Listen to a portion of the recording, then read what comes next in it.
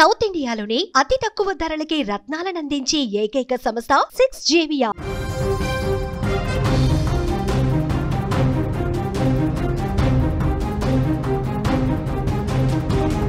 KPHB భార్యాభర్తల ఆత్మహత్యలో కీలక మలుపు చోటు చేసుకుంది. ఆత్మహత్య యత్నంలో భార్య యూటర్న్ తీసుకుంది. భర్తను చంపేసి బతికి బయటపడింది రమ్యకృష్ణ. రమ్యకృష్ణ హత్య కేసు నమోదు చేశారు పోలీసులు. రమ్యకృష్ణ మీద భర్త చనిపోతున్నా చలించలేదు భార్య. 10 గంటల పాటు సైలెంట్గా ఉంది రమ్యకృష్ణ. అప్పుల బాధతోనే ఈ దారుణమా? దీని వెనకాల ఇంకే ఉంది? భార్య మాటలను పోలీసులు ఇంకా నమ్మడం లేదు. సాంకేతిక ఆధారాల మీద పోలీసులు ఫోకస్ పెంచారు. హైదరాబాద్లో సంచలనం సృష్టించిన భార్యాభర్తల కేసులో రోజుకొక కొత్త ట్విస్ట్ బయటకు వస్తోంది.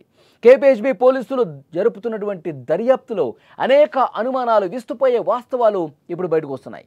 3 రోజుల క్రితం ఒక విషాద ఘటన ఆత్మహత్య యత్నంగా మొదలైనటువంటి ఈ కేసు ఒక మిస్టరీగా ఇప్పుడు తయారైంది. అప్పుల బాధలు తట్టుకోలేక కత్తితో గొంతు కోసుకున్న ఈ దంపతుల కథలో భర్త మరణానికి భార్యే కారణమనే అనుమానాలు బలపడుతున్నాయి. అయితే ఈ కేసులో పోలీసులు అనేక కోణాల్లో దర్యాప్తు చేస్తున్నారు. భర్త రామకృష్ణారెడ్డిని చంపిన తర్వాత భార్య రమ్యకృష్ణ ఎందుకు ఆత్మహత్య చేసుకోలేదు అనేది ప్రధాన ప్రశ్న. ఇద్దరు కలిసి ఆత్మహత్య చేసుకోవాలని నిర్ణయించుకున్నప్పటికీ భర్త మరణించిన తర్వాత ఆమె తన నిర్ణయాన్ని మార్చుకోవటం వెనుక ఏదైనా కారణం ఉందా అనే కోణంలో పోలీసులు కూపీలాగుతున్నారు. భర్త ప్రాణాలు గాల్లో ఒకవైపు కలిసిపోతుంటే అంబులెన్స్కు ఫోన్ చేయకపోవటం, పోలీసులకు సమాచారం ఇవ్వకపోవటం అనేక అనుమానాలకు తావిస్తున్న పరిస్థితుంది. ఈ ఘటన జరిగిన తర్వాత పోలీసులు అక్కడికి వచ్చారు. ఆ ఘటనా స్థలాన్ని పరిశీలించారు. భార్యని క్వశ్చన్ చేశారు.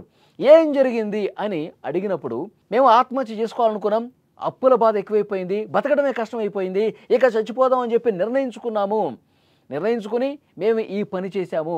నేనే నా భర్త గొంతు కోశాను, తర్వాత నేను కూడా చచ్చిపోదాం అనుకున్నాను, కానీ నాకు ధైర్యం సరిపోలేదు. నా భర్త చనిపోయాడు, నేను కూడా చనిపోదాం అనుకునే సమయానికి నాకు ధైర్యం సరిపోలేదు.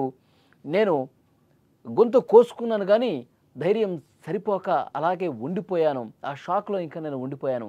నా భర్త చనిపోయాడని చెప్పి ఆమె పోలీసులకు చెప్పింది. కానీ పోలీసులు ఇంకా ఈ విషయాన్ని నమ్మటం లేదు. దీని వెనకాల ఇంకో ఏదో రీజన్ ఉంది.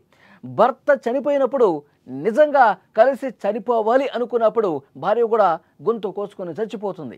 కానీ ఎందుకు ఆ విధంగా జరగలేదు? దీని వెనకాల కారణం ఏంటి? భర్త కొన ఊపిరితో కొట్టుమిట్టాడుతున్న సమయంలో కూడా ఓకే, తను యూటర్న్ తీసుకుంది, తను చనిపోవద్దు అనుకుంది. మరి భర్త గొంతు కోసినప్పుడు తను ఆ రక్తపు మడుగులో పడి కొన ఊపిరితో ఉన్నప్పుడు కనీసం బతికించాలన్న ఆలోచన రావాలి కదా, కనీసం అంబులెన్స్కి ఫోన్ చేయాలన్నటువంటి ఆలోచన రావాలి కదా, తర్వాత పోలీసులు కంప్లైంట్ చేయాలన్నటువంటి ఆలోచన రావాలి కదా. ఇదేమీ లేకుండా దాదాపు 10 నుంచి 15 గంటల పాటు అదే రూమ్లో అదే విధంగా ఉండటాన్ని ఏ విధంగా చూస్తారు? భర్త చనిపోయిన తర్వాత అదే రూమ్లో పడుకుంది 10 గంటల పాటు. అంటే దీని వెనకాల ఏంటి రీజన్? అంటే ముందే ఒక ప్లాన్ ఏమన్నా వీళ్ళు గీసుకుందా? భార్య రమ్యకృష్ణ ముందు ఒక ప్లాన్ ప్రకారం ఆత్మహత్య వైపు భర్తను కూడా నడిపించి ఆ తర్వాత తాను చనిపోయాక యూటర్న్ తీసుకుందామని ముందే ఒక ప్లాన్ అనుకుందా? దాంట్లో భాగంగానే ఈ వ్యవహారం మొత్తం నడిపించిందా? అప్పుల బాధ కాదు, అసలు వేరేమీ ఏవీ కాకుండా ఒక కొత్త కోణం ఏమైనా ఉందా? దాంతోనే ఈ విధంగా చేసిందా? పోలీసులు ఈ కోణాల్లో కూడా దర్యాప్తు చేస్తున్నటువంటి పరిస్థితి ఉంది.